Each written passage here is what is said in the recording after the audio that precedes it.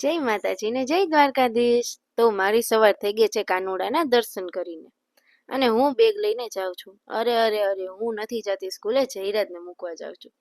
તો જો મારો કાનુડો મને કહે છે ઈ બાજુથી નહીં, આ બાજુથી આવ, અહીંયા થોડોક છાંયો છે। અમારે તો બહુ તડકો પડે છે, તમારે પડે છે ને?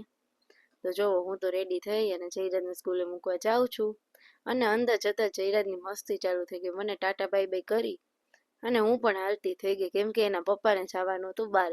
તો ફટાફટ એમના માટે ગરમ ગરમ ચા અને એની ફેવરેટ તરેલી રોટલી, એની તો ફેવરેટ છે આ કટકા। તમે ખાધી? હું તો બહુ ખાતી નાની હતી ત્યારે। તો જો એના માટે સર્વ કરી દીધું અને મસ્ત તૈયાર કરી દીધું, એટલે એ તો રાજી રાજી થઈ ગયા। અને પછી જયરાજને લઈ આવીને એ લોકો જોવો તો કેવું ગારાથી રમે। અને રાતે નહીં, આ બપોર છો, કેમ કે અંધારું કરીને ગરમી બહુ છે ને। અને હું ભારતીના બ્લોગ જોવા માંડી અને રાતે પછી વેજીટેબલ સેન્ડવિચ અડધી ખાઈ લીધી ને પછી યાદ આવ્યું, અરે રે વ્લોગમાં રહેવાનું તો રહી ગયું। એટલે જ મારા કોક દિવસના વ્લોગ હોય, કેમ કે હું લેતા જ ભૂલી જાઉં। પછી ઠંડી ઠંડી છાશ ને સામે ફોન, બીજું શું જોઈએ આપણે।